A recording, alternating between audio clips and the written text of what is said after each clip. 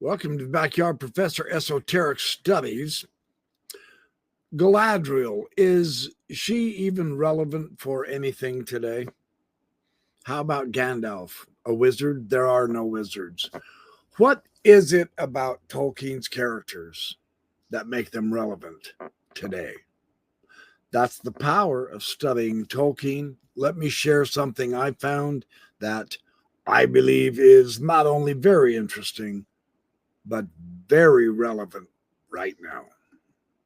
Galadriel, Gandalf, and the meaning of power. How was power not only understood, but used by Galadriel and Gandalf? I'll have a good comparison to share with you here in a few minutes. The light behind the name. There are names in Tolkien's world that seem to tremble with power before we even know their stories. And when we run into Galadriel, she's one of them. Her name is whispered in Rivendell with reverence. It's also feared in Mordor. It's remembered with longing by exiled elves. And it's spoken like a half-forgotten dream by men. It's no accident that Tolkien first imagined many of his legends through language and etymology first. He did work on the Oxford English Dictionary for a few years, after all, as one of his first jobs when he got out of college. He even once wrote, "The invention of languages is the foundation." The stories, these were made rather to provide a world for the languages rather than the languages made to provide for the world. It's very interesting that he put languages first. So when we take a name like Galadriel and we follow its roots through story and history and symbol, we begin to see how Tolkien embedded truth within language. What begins as a simple inquiry into the etymology of Galadriel's name, something I was just goofing off with and looking through several of my books of etymology with Tolkien's materials. Then I discovered further deeper themes, ideas. I started asking myself, well, what about this? How does this compare with that? And what about Gandalf? I bring in Gandalf here because he is so relevant in so many ways with Galadriel. The themes of the Lords of the Rings, the nature of wisdom, how do the various different sundry characters use power, the idea of the fading of beauty, the refusal of domination, which is a very major theme across the whole spectrum of Tolkien. This is one of the main things he wants us to understand. And what is the cost of hope? Hope is not free. And that is an interesting lesson as well. Even Gandalf's name, anciently Olórin, this reveals dimensions of spiritual purpose that's invisible on the surface of the text that we're reading when we're reading about him. It just appears to me that there just appears always to be a deep and surprising reversal with Tolkien's characters, doing or saying something that we just don't expect or else we can't foresee, and this shocks us. That's the beauty of studying and making such interesting use of time in the pages of Tolkien, is because the depth of this story is really impressive, because it's actually a story for us. Tolkien's wisdom can make a difference in our world right here, right now, today, were we to actually adapt it, practice it, and live it. And that's what I want to show you about tonight. I'll begin with the meaning of Galadriel's name, her origins in the Undying Lands. And then, of course, we all know that she was exiled She does have a mirror that I want to look at that was extremely interesting to me. Her temptation, which is one of those shocking moments when you really realize the gravity of what she has just chosen to do, kind of knocks you back. And her choice to diminish. And then I'm going to compare her with Gandalf, his death and his resurrection, his refusal of the ring, and his avoidance of the palantíri as well, the seer stones, and his own test of moral power at Khazad-dûm. This is kind of fun to compare and contrast. So we ask ourselves, what do these stories reveal about our world and the choices that we have to make? And what about our lives? Is it valuable to us to read fantasy fiction? I would argue that it is. When Tolkien gives a name, he rarely gives only a sound. It's not just noise. In his legendarium, a name is a biography. Sometimes it can be a memory, a prophecy, sometimes even a judgment. And Galadriel's name is one of the richest in meaning. It comes to us in the Sindarin as Galadriel, but the roots of the name go far deeper. In ancient Elvish, in Valinor, before the sun and the moon even existed, when the only light came from the two trees, Tolkien gives several evolving forms of her names, but the final meaning he settled on was this. Galad, from the root gal or cal. It's a light, radiance, something that's brilliant. And Riel. Galadriel is a crowned maiden or a garlanded lady. So in Kenya, the name appears as Altariel and Alatariel, carrying the same meaning. This is the maiden crowned with a radiant garland. We could probably poetically describe it like she who is crowned with the light. This is not just decoration. Tolkien explains that the name refers specifically to her hair, which was said to hold within it the mingled radiance of the two trees, the gold of Lórien and the silver of Telperion, and Fëanor himself, greatest of the elven craftsmen, begged her 3 times for a lock of that hair so that he could study its light, and she refused. Her own kinsman. So Fëanor finds another way to put the light into the Silmarils, and of course, as we all know from the Silmarillion, this causes chaos and mayhem for centuries with so many peoples. Centuries later, she freely gives 3 hairs to Gimli, a dwarf. Now, this act of generosity actually ended up being a healing between these two peoples, and it reversed ancient wounds.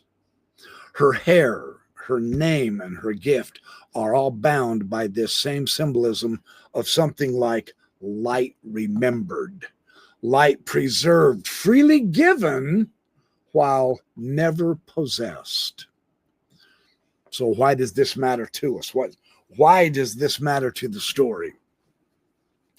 Because Galadriel is not simply a character. She is a living memory of a world before the fall.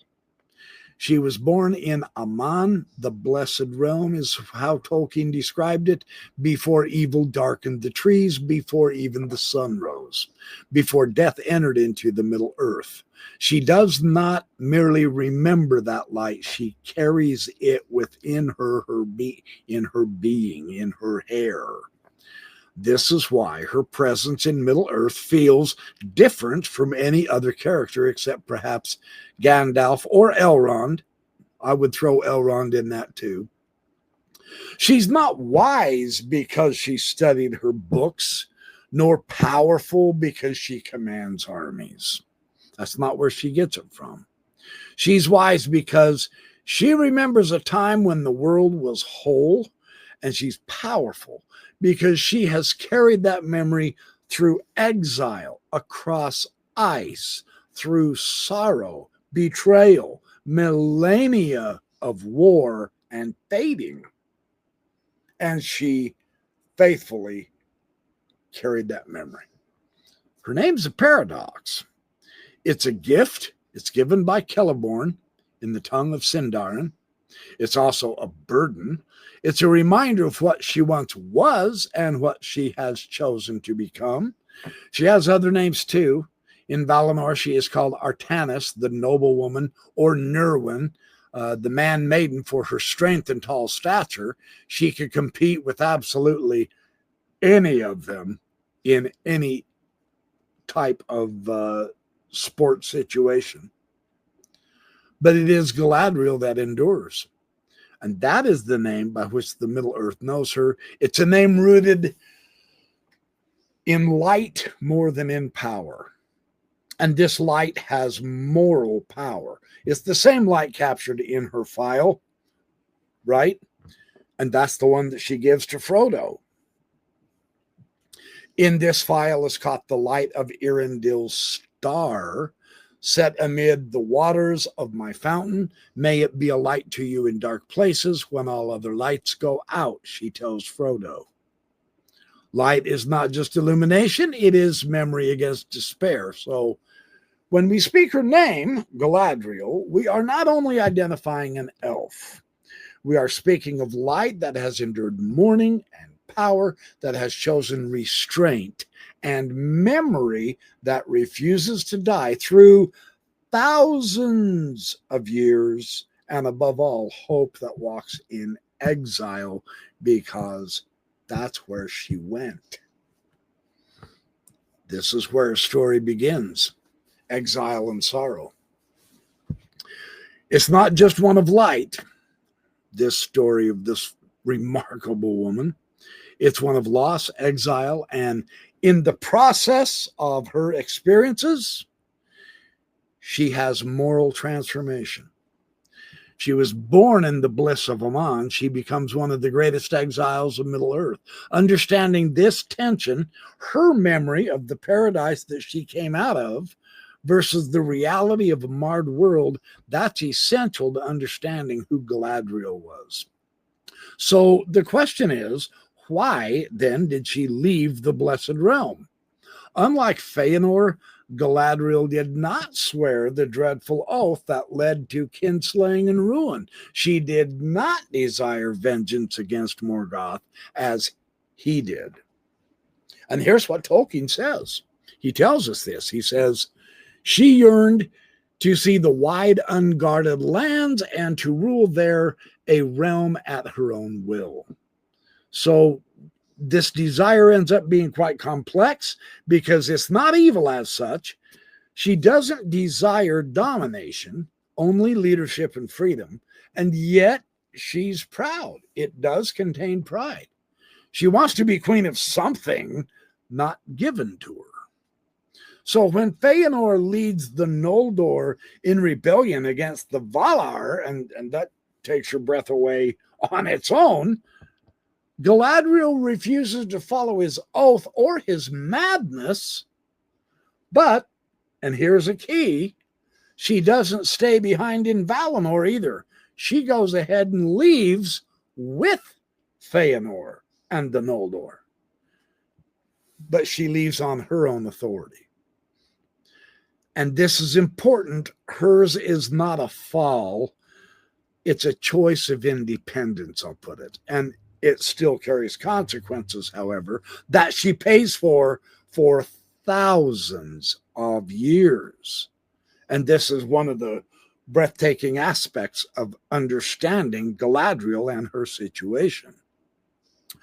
Through the Helcaraxe, this is the grinding ice that she has to cross because she does not take Feanor's stolen ships. She joins the host of Fingolfin, who marches north and attempts to cross into Middle-earth over the Helcaraxe. Now, this is like the Arctic. You know, it's It's just solid ice. It's darkness. It's death. And Tolkien writes, few of the deeds of the Noldor thereafter surpassed that desperate crossing, and many perished, and it was told that the first swords of the elves were forged there from ice and despair. Galadriel survives, but she sees her kin dying all over.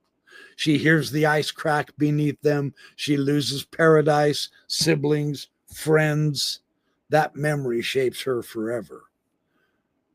Once in Middle-earth, Galadriel lives through the wars of Beleriand against Morgoth in the First Age, and she lives through the destruction of kingdoms like Doriath and Gondolin, the fall of Nargothrond, the ruin of the world in the War of Wrath, and she watches high kings die one after another. Fingolfin, Fingon, Turgon, Gil-galad. All of this experience. And then she ends up marrying Celeborn, possibly in Doriath, under the guidance of Melian the Maya, from whom she learns foresight and silence and patience. So Morgoth was defeated. So why didn't she go back to Aman after Morgoth's defeat? The Valar offer forgiveness, and many elves return across the sea, but she didn't go with them. And this is not out of stubbornness. Now, and I'm going to say it this way. There's a really nice discussion on this aspect of her. I don't think it's out of stubbornness. It's because she learned humility. She believes she has not yet earned her return. I'll put it that way. This is the key to her character when we interpret this way. There's another interpretation I'll share with you. But I see her as taking responsibility for her own choices. Okay, so she chooses to stay and heal Middle-earth rather than flee from its wounds. There is a view that says, no, this was based on her stubbornness. Even though she didn't take the oath, no one's going to control her. She will do it her way. So here is the question.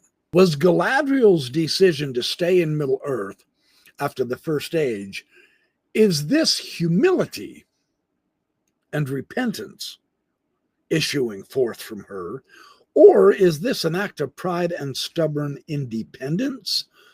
Well, Tolkien himself talked about this. And so I'm going to go to him as my authority here. He himself showed both interpretations at different times in his life. And by the end of his writings, he leans toward somewhat of an amalgamation, a fusion of both of these ideas. Her staying is both pride and conscience. It's both resistance to domination and the refusal to seek pardon too easily. So she stayed out because of her pride and stubborn will. There's early versions of her story, especially in the Silmarillion drafts and earlier notes, that imply she was still proud and, quote, of Amazon disposition, unquote, strong, resistant to authority, etc. Even though she didn't take Feanor's oath, she refused the Valar summons simply because she answered to no one but herself. She wanted to rule a realm of her own, and she would accept no higher commands. So she remained free because she chose freedom over forgiveness. Now, that's one view. The other view, the one that I'm thinking is actually helps explain her better, is she stayed out of humility and moral responsibility. In Tolkien's later writings, and this is in the Unfinished Tales, the history of Galadriel and Celeborn, he shifts. Here's what he says now. She does not want to return to Aman simply because she feels she hasn't earned it. She could have gone back after Morgoth's defeat, yes, but she believed that to accept pardon without completing her self-imposed duty in Middle-earth would be cowardice or hypocrisy. And so the way to see this is the beginning of her repentance, even though forgiveness had already been offered by the Valar. Only when she refuses the ring in the Lord of the Rings, there's the key moment. When she refuses that ring from Frodo, that's when she completes that repentance. So her staying is not rebellion in this version. It's a penance of love and responsibility. So Tolkien's own words in later writing, her pride was unwilling to return a defeated suppliant, but it was not yet a matter of repentance. It began in repentance, of course, but pride still moved her. And then he says, after her rejection of the One Ring, she was pardoned, for now at last she was willing to abandon Middle-earth and the dominion she had dreamed of. So both views have some merit here. At first she stayed because she would not be ruled, not by Feanor, not by the Valar. But over time, that independent will became a conscious, humble choice to heal Middle-earth rather than flee it. So the motivation in the early Galadriel is independence, pride, desire to rule her own realm. In the later refined Galadriel, we find responsibility, healing, and the self-imposed exile. No one controls me was her attitude early on, and then later she said, I must not seek pardon until I am truly changed. The early Galadriel was stubborn nobility, the later Galadriel was penitent wisdom, and the early Galadriel was leaving Aman, the late Galadriel is refusing the One Ring. The turning point, the moment pride becomes humility, and this is an incredible sacrifice that is so often glossed over. And I want to kind of dwell on this one too. The moment when her pride becomes humility is when Frodo offers her the ring. That is the moment that she finally lets go of her will to rule.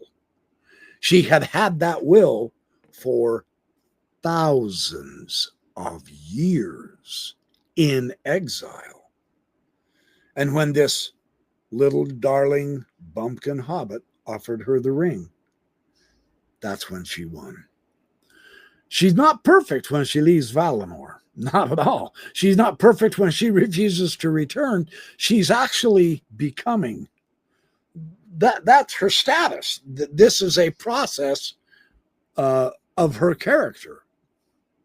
Her story is one of the most human in Tolkien's legendarium. It's a story of pride refined into wisdom, independence transformed into stewardship, and power surrendered out of love.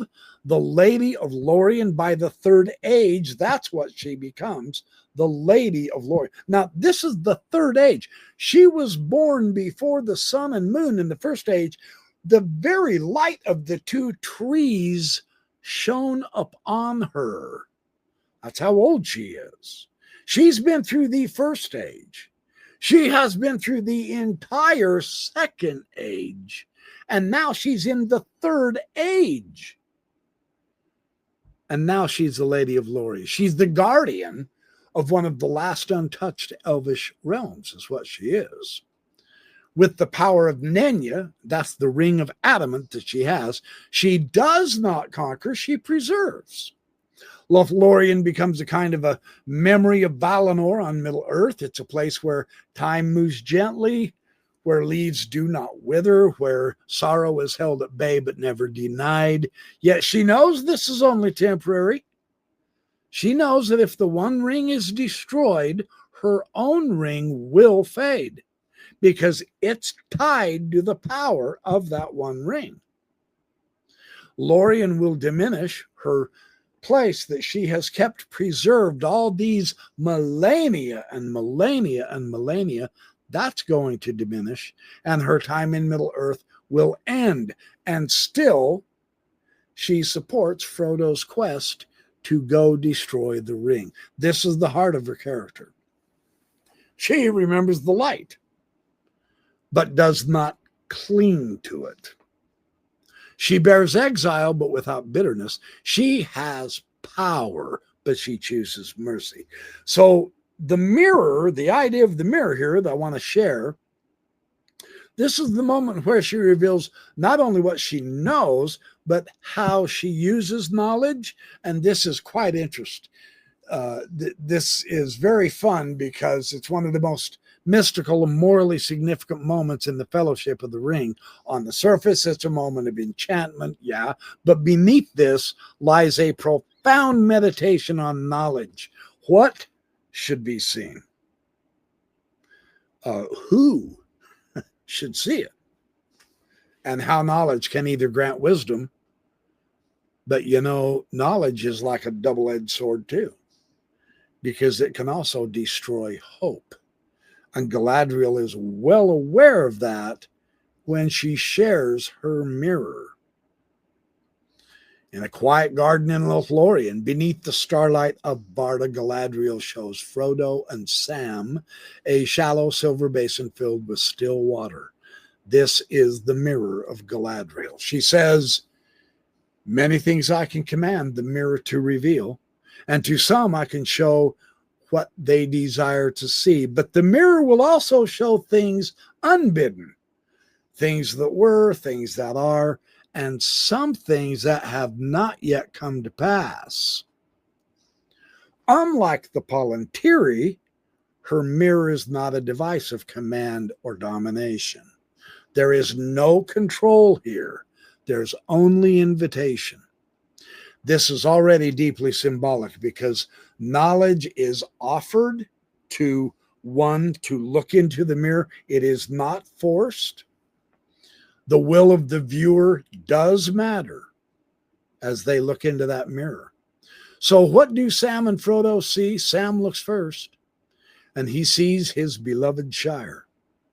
However, it's peaceful at first, and then dying. Trees are cut, which horrifies the hobbits. Homes were destroyed, and the party tree is leveled. Now that's serious criminal. This vision is true. It is the scouring of the Shire, which will take place if evil is not stopped. Sam wants to run home right then. He says, "Oh, hold on, this quest is going to have to wait. I'm going to have to go home." Now, this is important. The mirror shows not just truth, but it tests loyalty.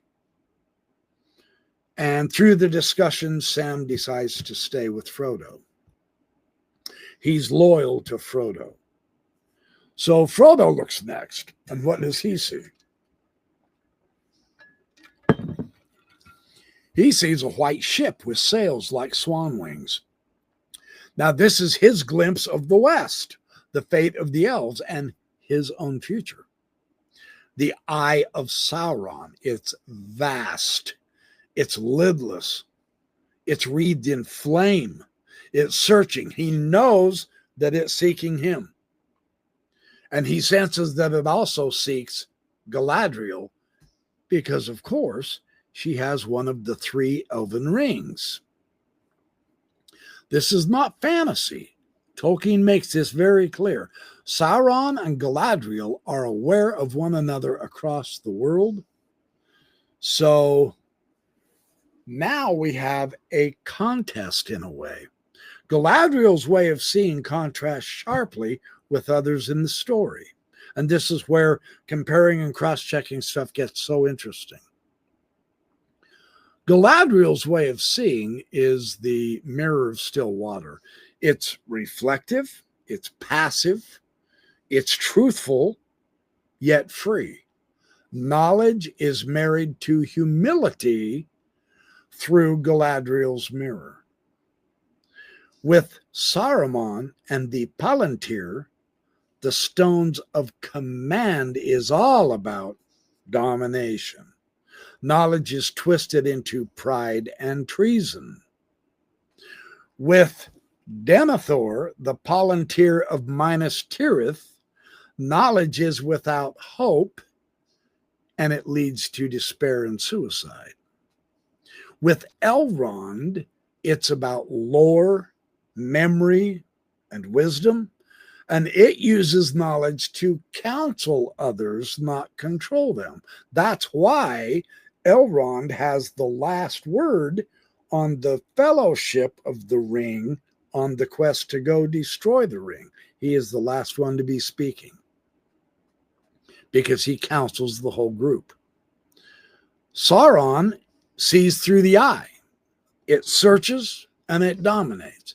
Knowledge is used only for subjugation with Sauron. Galadriel does not use knowledge to control the future. She sees and she lets others choose. Saruman and Denethor see but despair. Galadriel sees and hopes. And that's an essentially excellent difference between these. Frodo offers her the One Ring. It was after he saw the mirror. Here's what he says. He says, well, you are wise and fearless and fair. All of that was true. Lady Galadriel, I will give you the One Ring if you ask for it. And he holds it out. It's the only time in the story where Frodo offers the ring freely. Galadriel is tempted. Her voice grows terrible as she imagines what she could become. She has been dreaming of this desire, this wish, if you want to call it, for thousands upon thousands of years. And now here is the conclusion of her desire in that little hobbit's hand, that ring. All shall love me and despair. Beautiful and terrible as the morning and the night, stronger than the foundations of the earth, which is exactly what she has been trying to set up and be in Middle Earth for thousands of years. It's why she went into exile, and now it's hers. This is perhaps the most important moment in the first book. The mirror has shown her the truth. But now comes the choice. She laughs, and I don't think she laughs lightly, but like someone released from a lifelong burden, actually. I pass the test.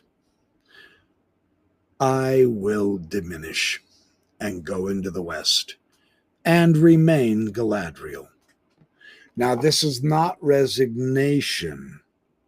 It is moral victory. And this is one of those immense paradoxes for us. We see this as, what? You did what? You gave up your dreams, your power, your capability to make a difference in the entire world for everyone, for the good? And yet it is a moral victory. And this is what makes Tolkien so poignant. She knows that if the ring is destroyed, her own ring, Nenya, will also lose power. Lórien will fade. The ages of the elves will end. And still she refuses domination. So both Galadriel and, amazingly enough, Gandalf are ring bearers of the Elven Three Rings, and both face the temptation to take the One Ring, and both refuse. Both know that to take it would be to win the world, but they lose their soul. So what would the point be of winning the world? Their power is not in their might. You notice this, and this is so beautifully portrayed in this whole story. Their power is not in their might, but in their refusal of would-be glory to rule or diminish. This is the moment when one of the oldest and greatest beings in Middle-earth stands at a moral crossroads. Take the ring and save the world by ruling it, or refuse it and let her people fade. Her decision defines not only her character, but the entire fate of Middle-earth. What does that ring offer Galadriel? Now, you remember, if you've read the story, unlike Boromir, now he wants the ring, but he wants it for a noble purpose. He wants to defend Gondor, or Saruman, who wants it for knowledge and mastery. Galadriel's temptation is far more subtle and noble. She does not want it for herself alone. And here's what she says: in place of the Dark Lord, you would set up a queen. All shall love me and despair. She recognizes that. That's what her mirror showed her. She imagines a world saved not by Sauron, but by herself, a world preserved by beauty and wisdom and force. What more do you want? But it's a world where peace is imposed. It's not nurtured. You are forced to be peaceful. And this is critical, because her temptation is not evil. It is goodness twisted by power. Not cruelty, but benevolent tyranny, which is actually worse. What she would become, Tolkien describes her vision: more beautiful than the sea and the sun, dreadful as the storm and the lightning, stronger than the foundations of the earth, a beautiful tyrant, healer and destroyer in one. This is almost a Luciferian image, light raised in pride against higher light. It's also deeply Marian, Sophian, a woman of radiant grace who instead chooses humility. She could become what Sauron fears the most, a ruler whose dominion is clothed in light. But it's still a domination. Why her refusal matters? Well, suddenly she laughs. A laugh not of mockery, but of release. I passed the test. I will diminish and go into the west and remain Galadriel. This single line resolves thousands of years of her personal history, because by refusing the ring, she is accepting the end of elvish power in Middle-earth. She is accepting the fading of Lórien and the loss of Nenya's preservation, which she has worn for thousands of years. That actually helps her preserve her space. It's the end of her reign and the beginning of the dominion of men, her own departure from Middle-earth, her exile ending in humility rather than glory, and where Sauron wants to rule forever, Galadriel chooses to let go. Now, there's a power of renunciation here, and something Tolkien wrote once is very pertinent. The supreme virtue in my world is not power, but the abandonment of power. And ironically, it is this abandonment that powerfully destroys evil power. And that's the only way it can destroy evil power. Galadriel embodies this. She's not good because she is weak. That's not the point. No, she is good because she is strong enough to refuse ultimate power. Like Gandalf, she understands you cannot use the enemy's tools without becoming like the enemy. That's the key. You cannot use the enemy's tools without becoming like the enemy. Some victories, like the salvation of the soul, are greater than conquering kingdoms. And she understood that. The fading of the elves and her willing sacrifice by refusing the ring, she does consign her people to twilight. If Frodo succeeds and the One Ring is destroyed, then all three elven rings lose power, including Gandalf's secretly held ring. Lórien and Rivendell slowly fade. Elves must leave or dwindle, and she accepts this willingly. She is the opposite of Sauron. Sauron says, Only I can save the world if I rule it. Galadriel says the world must be free, even if it means I must leave it. Why this matters to us. Galadriel teaches that not every calling is to conquer. Sometimes it is to release. Real strength is the courage to step aside when your time is done. Leadership is proven not by seizing power, but in knowing when to let go. Gandalf's parallel test, the fire against the shadow, makes a remarkable, beautiful comparison here. Because while Galadriel faces the temptation of ruling through light and beauty, Gandalf's greatest test comes in darkness and fire and death. Both are ancient beings, both are ring bearers of the three, and both are offered the chance to grasp power beyond all other powers and all others who have power. And both of them refuse. But they do so in different ways. Galadriel's test is internal. It's a temptation, it's in her.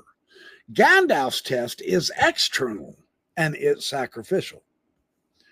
Who Gandalf is before Middle-earth, he was Olórin, and that's one of the Maiar, one of the angelic beings. And he served the Valar in Aman, the Blessed Realm. So Gandalf and Galadriel knew each other in Aman. Tolkien says in the Unfinished Tales, Olórin was the wisest of the Maiar. He dwelt in Lórien, but his heart was in the house of Nienna, from whom he learned pity and patience. Before Middle-earth ever even knew Gandalf, he walked unseen among elves in Valinor. He inspired courage and hope in their hearts. He was humble and gentle and deeply sorrowful for the wounds of the world. When the Valar chose messengers to go to Middle-earth as Istari, that is wizards, Olórin did not want to go. He didn't feel he was strong enough. He also feared Sauron. As a Maiar, he feared Sauron, and he let them know it. But Manwë said that is why he must go. Now, this is a paradox. Well, I'm scared to, and I'm not as powerful. That's why you must go. That's wild, isn't it? Because in Tolkien's world, the one who fears power is the one who is worthy to bear it. Now, why doesn't Gandalf use power like a god? Unlike Galadriel, now remember, Galadriel, she has an entire realm, Lórien, and she rules that realm, right? But Gandalf doesn't have a realm. He's a wanderer. He's more like a counselor, not a ruler. He could be mighty, but he is forbidden to dominate. So the Valar strictly instruct the Istari. They say they must not reveal their full power. They must not rule elves or men. They must lead by inspiring, not by forcing. So Gandalf never commanded armies. He lights hearts, not cities. His power is in kindling courage, not in destroying enemies. This is also why he fears the palantíri, that is the seer stones, because he knows that domination begins with sight, the desire to see and control everything. And that's not what he wants. The bridge of Khazad-dûm is his test of fire and death.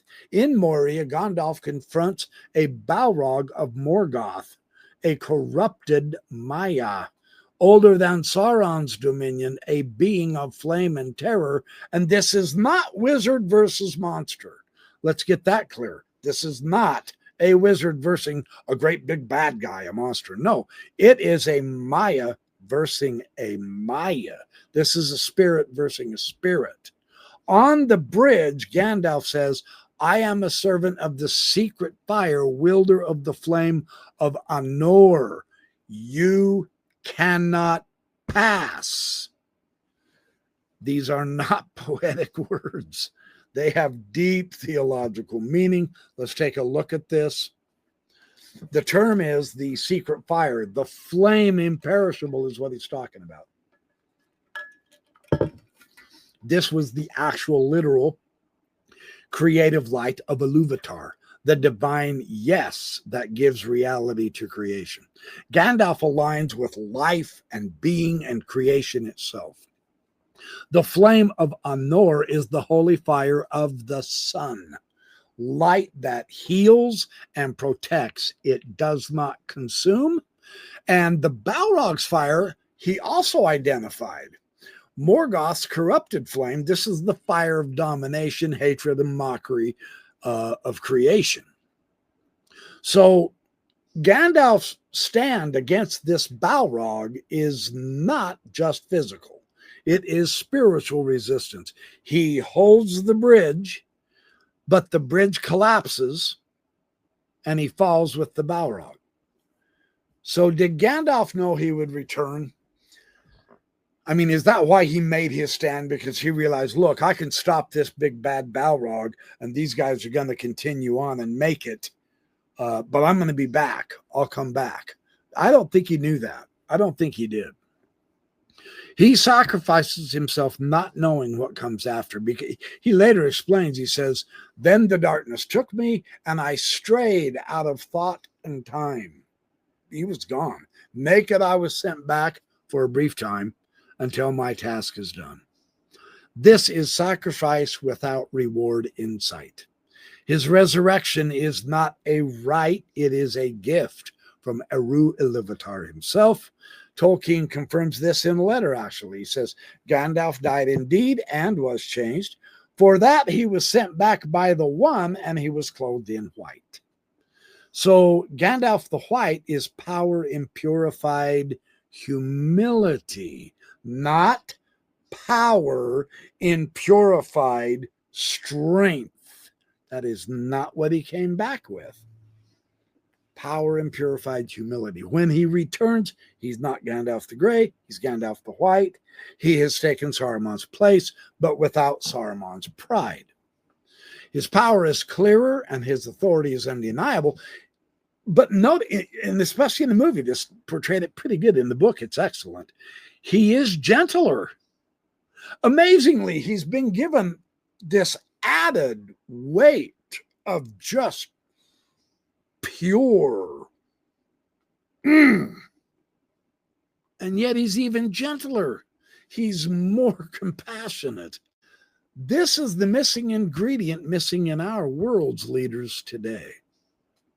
We need to get better leaders. He does not seize command.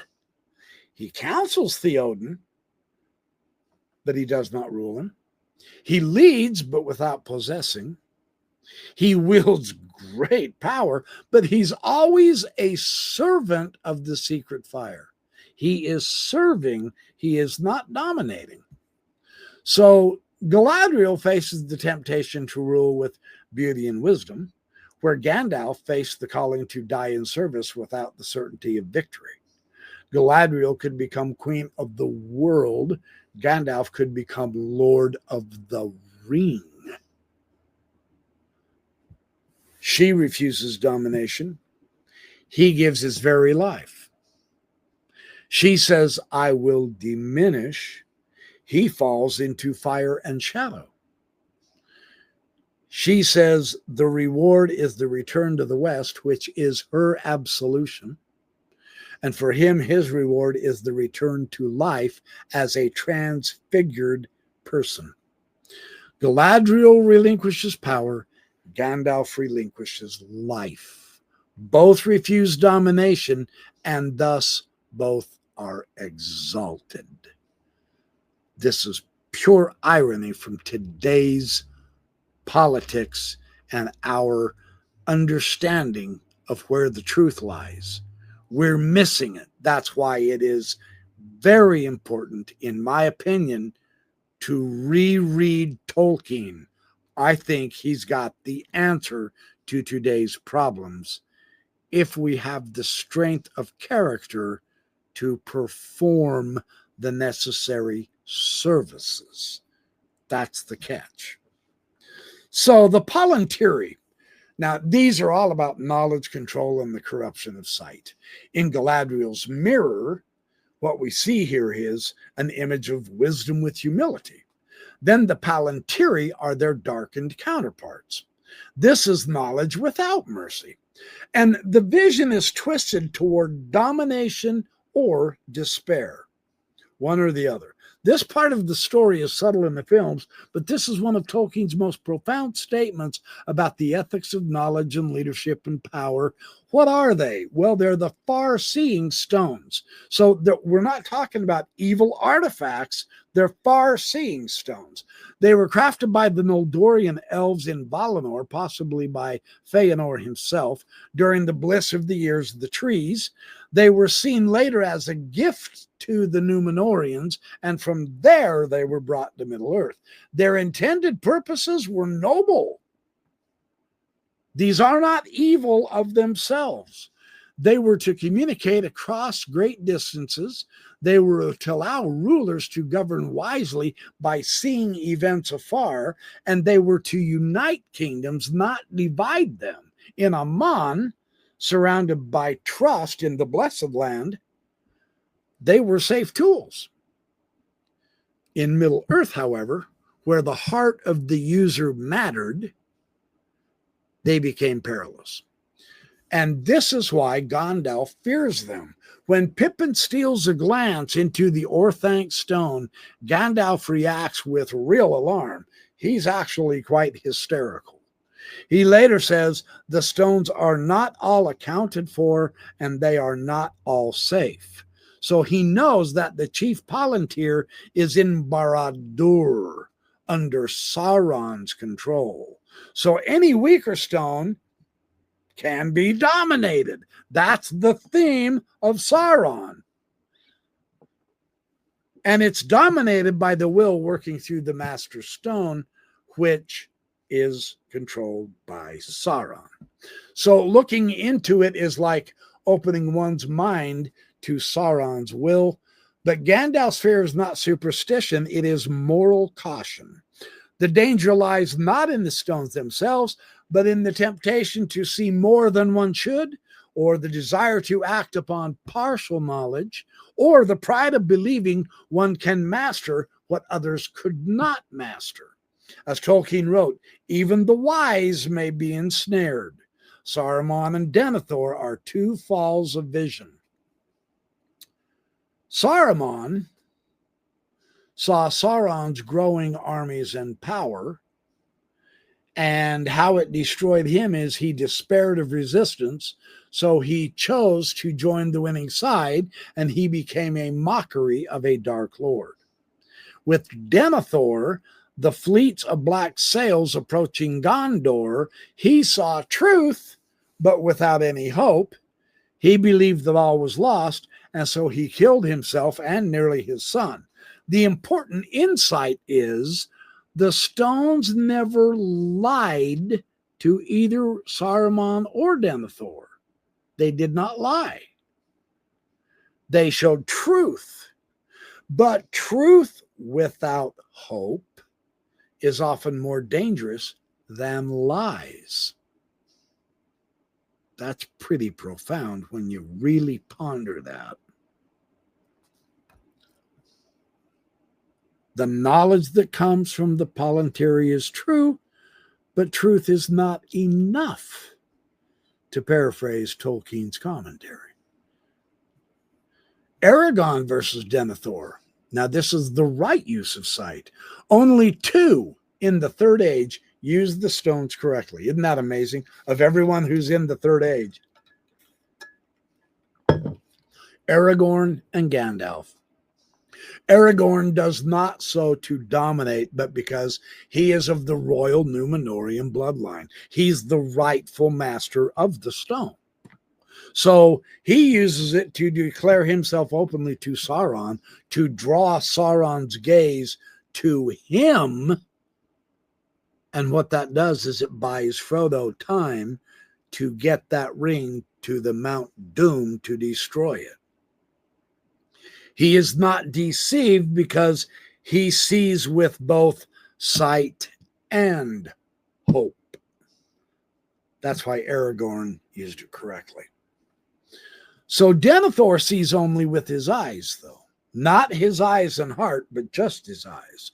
Aragorn sees with his heart and purpose. And that's the difference. Now, when we compare Galadriel's mirror with the palantíri, we also see a really cool comparison contrast. Galadriel's mirror, the vision is offered, but it's not forced. In the palantíri, the vision is compelled or addictive.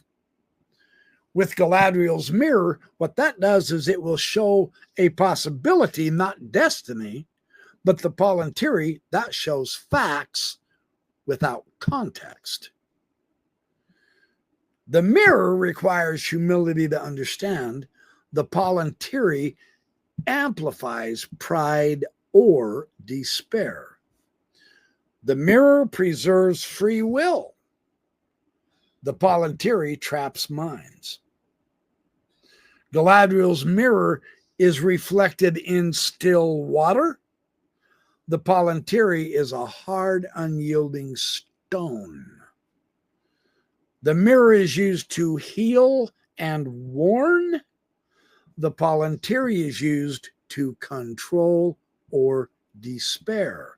So Galadriel invites Frodo, do you wish to look? Where Sauron, through the stone, demands that you see. And there's the difference. So there is a deeper message from Tolkien, though. The palantíri are Tolkien's meditation on technology and surveillance and power. They were made for good. They are corrupted only when the will behind them turns to control or despair. They mirror what Tolkien said of the ring. Nothing is evil in the beginning. They teach us not all knowledge is wisdom. They teach us not all sight leads to the truth. They also teach us that not all truth brings hope unless it is joined with courage. So at this point, I've traced the etymology, the mythic origins, the moral testing, a little bit of the metaphysics and stuff. But Tolkien didn't write The Lord of the Rings as a puzzle to be solved. He wrote it as a mirror held up to the human soul. Galadriel and Gandalf are not just wondrous characters. They are models of moral power in a world where power is often misunderstood. So what do their choices mean? Not just inside Middle-earth, but beyond it. Power is not evil. Power is not evil. But the desire to dominate is. Tolkien makes a crucial distinction here. Power, that, our ability, our strength, craft, wisdom, that's not the enemy. The fact it is beautiful when rightly used, but domination, that will to bend others to our will, that is the root of evil. Galadriel is powerful beyond measure as she is. She could rule Middle-earth, but she chooses not to. Gandalf is a Maya. He's older than the sun. You realize that? He's older than the sun. He could reveal his full glory, but he walks as an old man with a staff. They both embody a principle spoken by Faramir. I do not love the bright sword for its sharpness. I love only that which they defend. That's awesome. The refusal of the ring is the highest form of victory. In our world, we often think of victory means winning and conquering or seizing control. That's our warped view right now today in our world. That's why our world is really getting chaotic. But Tolkien proposes something very different. The highest form of victory is self-mastery. The power to refuse what you most desire when it would harm others. So Gandalf offered the ring, give it to me. Did he choose to refuse? Yes. What this reveals, he knows it would overthrow Sauron, but through me, it would do greater evil. And therefore he refused the ring. With Galadriel, Frodo offers it freely. Did she choose to refuse? Yes, she did. It gives up a queen's crown and accepts fading. With Aragorn from Frodo in Ithilien, did he choose to refuse? Yes, he did. He becomes king precisely because he refuses tyranny, and therefore he's worthy to be the king. With Boromir, was he offered the ring? Yes. Did he choose to refuse? He fails. He wants the power in order to save Gondor, but it's infected with domination, and that won't work. When you use the tools of the enemy, you become like the enemy. That's what Boromir did not understand. With Saruman, who seeks it, did he choose to refuse? No. It falls from wisdom to mechanized tyranny. Their greatness lies not in might, but in restraint. Seeing versus controlling. Now we get to the ethics of knowledge. Both Galadriel and Gandalf can see, but they refuse to see everything. True wisdom is seeing with compassion, not seeing to manipulate. True wisdom is knowing your limits. It's not believing that you are above them. True wisdom is counsel and guidance. It's not compulsion and command. And true wisdom is hope grounded in reality. It's not despair disguised as certainty. That's the difference. Galadriel uses the mirror to help others choose, not to tell them what to do. Gandalf fears the palantíri because he knows unearned knowledge can corrode the soul. In a modern world of surveillance and influence algorithms and information overload, Tolkien quietly asks us a very important question. If you could see everything, would you still be kind?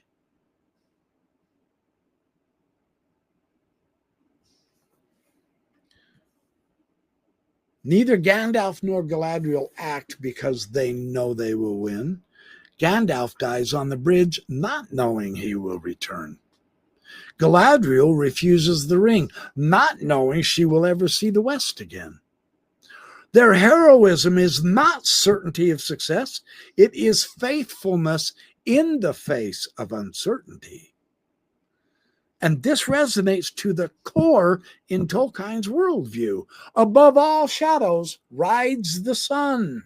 Even when hope is not logical, it is still right. So why does this matter to us? Because, to put it bluntly, we live in an age where many want influence without responsibility, knowledge without humility. We live in an age where many want power without sacrifice. Galadriel and Gandalf show us another way. Use power to uplift others, not to dominate them. Use power to let go, even of good things, when love requires it. Hope is not naive. It is forged in fire, and it is chosen despite our fear. Galadriel's words could be ours. I will diminish and go into the west and remain Galadriel. It is not the cry of defeat that she is giving here. It is the cry of someone who has finally understood herself. So I began with a simple question in this entire study. What does the name Galadriel mean? So I started studying out the etymology of her name through the Cinder and Elven languages and the Kenya and all that jazz. A lot of fun to do it that way. But following that name led me deeper into the light of Valinor, across the ice to exile, to the mirror beneath the Lórien trees, to the bridge of Khazad-dûm, to the palantíri, to the meaning of sacrifice, humility, fate, and hope. This is what makes studying Tolkien so pleasurable. It just grows and expands and exalts your mind, and it uplifts your spirits, and it gives you real truth to power and hope and kindness by being and doing small things regularly.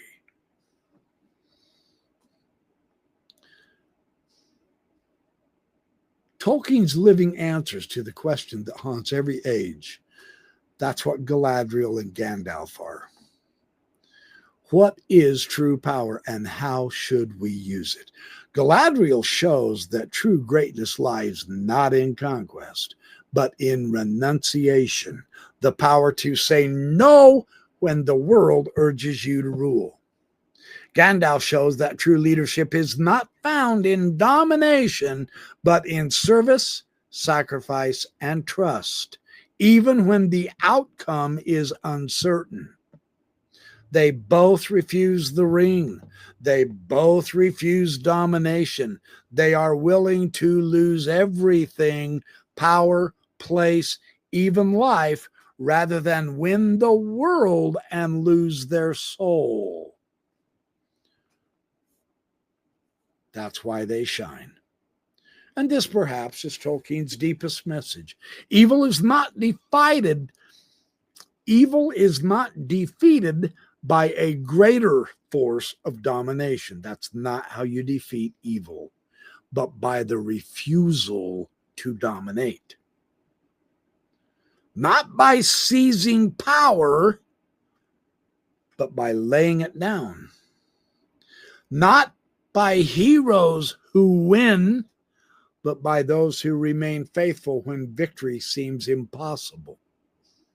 In Galadriel's phial, that light that she gives to Frodo, dwells the memory of the two trees, the light of the world unmarred. But she doesn't keep it for herself. She places it in the hands of a small, trembling hobbit. And then she says, "May it be a light to you in dark places when all other lights go out." That is what Tolkien gives us in his story. Not a world of perfect heroes, but a world which courage is bearing light through darkness, even if you're small, afraid, and unseen. The age of elves may fade, the great may diminish, but the light goes on. It passed from hand to hand, from heart to heart, and as long as it shines even faintly, hope remains. So I continue sharing the light of Tolkien with you, my viewers, because I believe in it. So thanks for watching the Backyard Professor Esoteric series. I shall be back just as soon as I can to share more insights with you as I find them. You guys have a great night.